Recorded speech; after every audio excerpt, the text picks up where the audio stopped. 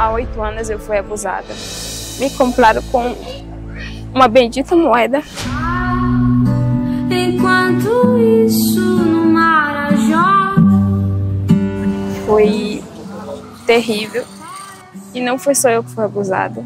E como se a inocência tivesse um preço, fui abusada por 3 homens. Me compraram com uma bendita moeda. Dores e consequências que o tempo não pode apagar. E eu guardo isso comigo há muito tempo. E nesse dia eu peguei e não contei pra ninguém. Com 12 anos, mais uma vez, foi abusada de novo. Passado disso, eu comecei a cortar meu pulso, ao ponto de tentar me matar 5 vezes. Pior do que ser tratada como um objeto é saber que outras crianças também estão sofrendo. Em vários lugares eu vi um monte de criança sendo abusada e não poder fazer nada. Eu tive que ficar calada por muito tempo e isso é muito ruim. Vítimas do silêncio, vítimas da negligência. E a gente conhece muito, não é poucos, relatos de crianças de 10, 12, 15. Não é só o João, é a Maria.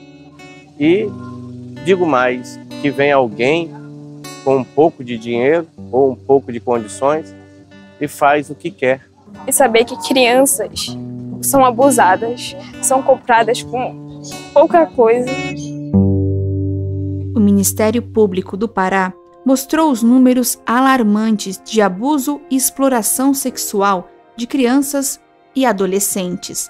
De acordo com o documento, estima-se que no Pará, 5 crianças são abusadas por dia.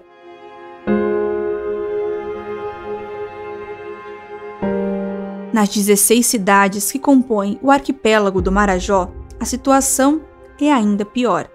Casé Fortes, promotor e autor do livro Todos contra a Pedofilia, explica por que as crianças do Marajó se tornam vulneráveis a estes abusos. Marajó é um local que tem vários municípios extremamente pobres. Acho que o município com o menor IDH do Brasil está em Marajó, né? E ele fica postado justamente nas proximidades de uma via fluvial muito importante, né? Na região norte, nós contamos principalmente com o transporte pelos rios, muito mais que qualquer estrada. Então, o transporte de mercadorias, barcos grandes entre Belém, Manaus, né? Passa ali pelos rios de frente a essas cidades. E quando esses barcos passam, eles são abordados por crianças e colocam em risco, inclusive, é uma situação muito perigosa, das meninas chamadas balseiras, ou seja, aquelas que abordam embarcações e pedem, e muitas vezes se prostituem, falam meninas, mas tem meninos também, né? Isso acontece até hoje. No ano de 2022, 550 processos-crimes cometidos contra crianças e adolescentes foram registrados somente no arquipélago. E este problema, infelizmente, não é uma novidade. O promotor que atuou na CPI da pedofilia instaurada em 2008 relata por que a incidência de casos no Marajó é tão grande e ainda não conseguiu ser solucionada. Foi instaurada no Pará, depois disso, na Assembleia Legislativa, uma CPI, tratou disso, algumas pessoas foram processadas, outras foram punidas, mas a situação principal continuou, né? Porque a raiz dela não foi atacada, não foi jamais tratada. Então, como combater este problema? Como salvar estas crianças? É que a pobreza, a falta de educação, a falta de assistência, as pessoas lá precisam de trabalho, precisam de opções para que as crianças não passem fome e vão recorrer a essa situação de se prostituir. Às vezes com o conhecimento dos familiares. Os pais às vezes negligenciam também porque eles não tiveram oportunidade de ter educação e até de fazer isso, estão preocupados com coisas mais básicas, às vezes até a própria sobrevivência. Essa situação do Marajó, como eu falei, ela não é uma situação isolada, no sentido só o Marajó, não. Esse é um problema onde tem índice de desenvolvimento humano abaixo da média, que é o IDH. Porém, 5 cidades dessas 17 que temos dentro da ilha estão nesses índices, então logicamente que se potencializa isso, a questão de problemáticas por falta de saúde, educação, saneamento, infraestrutura e até o pai não ter condições para levar o alimento para os seus filhos. Então isso acontece não somente aqui no Marajó, mas também no oeste do Pará, que é lá na Tapajós, como também lá no sul do Pará, no Carajás, como em todas as cidades do nosso Brasil. Isso não é um problema somente isolado, mas é um problema geral. Então, o que a gente tem que fazer? Políticas públicas, fazer um diagnóstico, levantar, e os deputados federais, como também os deputados estaduais, alocar recursos do governo do estado, do governo federal, para essas cidades que têm um índice de desenvolvimento humano abaixo da média, para que assim venha a ter políticas públicas eficazes, que funcionam para essas pessoas, para que chegue na ponta. Esse é o meu pensamento. Um crime que não tem um CEP ou uma localização não é apenas no Marajó ou no Pará. É nas ruas, nas escolas, dentro das próprias casas. É onde tem uma criança vulnerável, em qualquer lugar do país. Somente no ano de 2022, mais de 51 mil crianças e adolescentes foram vítimas de estupros. 1.630 foram vítimas de pornografia infanto-juvenil e 889 foram exploradas sexualmente. Algumas exploradas pela própria família, por aqueles que deveriam protegê-las. Essa moça, de 25 anos, que prefere não se identificar, sabe bem a dor de estar desprotegida dentro da própria casa. Aos 8 anos de idade, ela sofreu a primeira tentativa de abuso e sua vida mudou para sempre. Aos 8 anos de idade, meu próprio pai tentou abusar de mim. Então, nesse dia em que eu não estava esperando, a minha mãe me deixou sozinha com ele e aí ela foi trabalhar. E nisso, ele estava no quarto e eu fui pegar um brinquedo na cama, que era no mesmo quarto onde ele dormia, era o mesmo que eu dormia também. E aí quando eu fui lá, eu entrei lá para pegar esse brinquedo, quando eu menos esperei, ele me pegou, me jogou em cima da cama, subiu em cima de mim e nisso ele já estava sem roupa. Então, quando isso aconteceu, eu fiquei desesperada e eu comecei a gritar muito, fiquei desesperada. Comecei a gritar e para ele me soltar e ele não me soltava. Então, quando eu comecei a gritar, ele ficou com medo e aí eu consegui fugir. E nisso eu fui para casa de uma vizinha, cheguei lá desesperada, contando o que tinha acontecido. E essa vizinha até acreditou em mim e me deixou ficar lá até a hora da minha mãe chegar do trabalho. Mas aí veio a surpresa. Quando a minha mãe chegou do trabalho e ela foi falar comigo, né, porque eu estava lá nessa casa, e aí eu fui contar para ela: mãe, aconteceu isso, né, o pai tentou abusar de mim.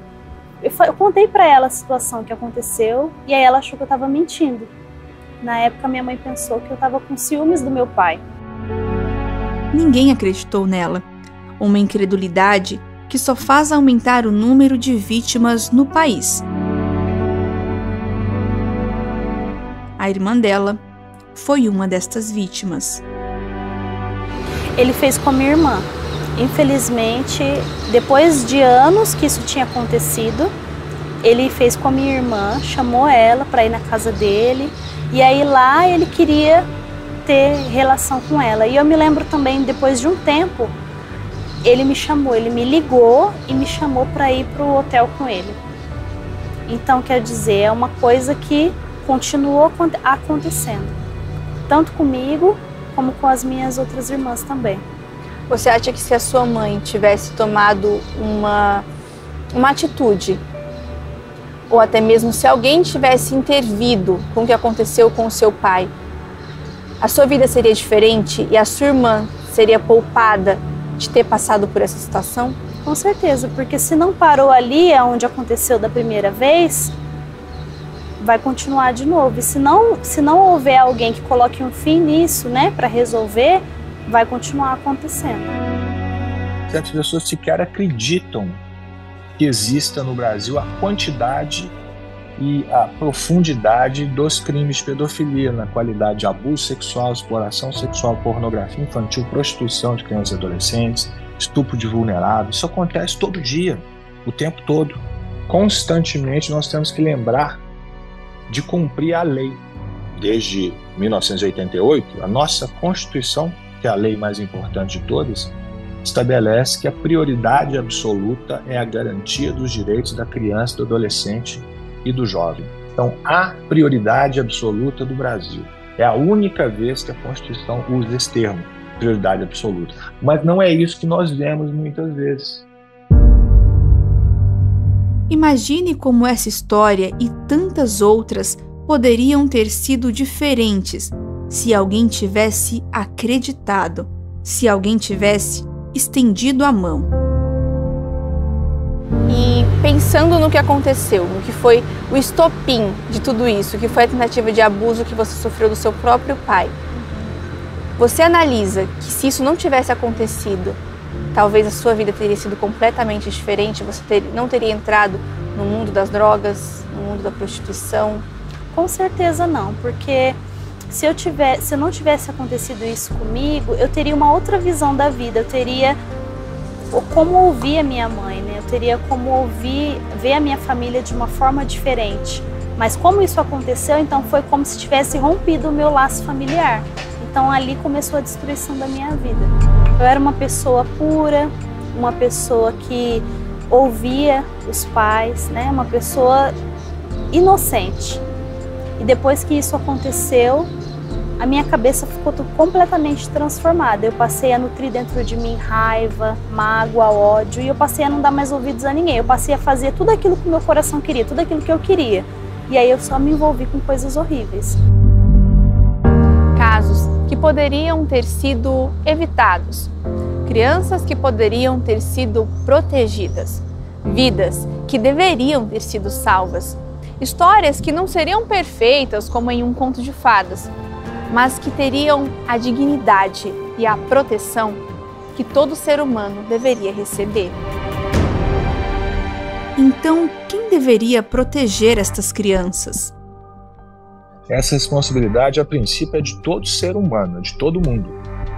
Né? Eu, desde que estive lá, nunca deixei de agir dentro daquilo que eu posso, que é trazer esse assunto à tona, falar sobre isso, mostrar as fotos. Eu faço isso toda semana, há anos, há pelo menos 16 anos quase. Mas a responsabilidade é de todas as esferas governamentais, porque se a gente não investir em criança, nós nunca vamos ser um país melhor.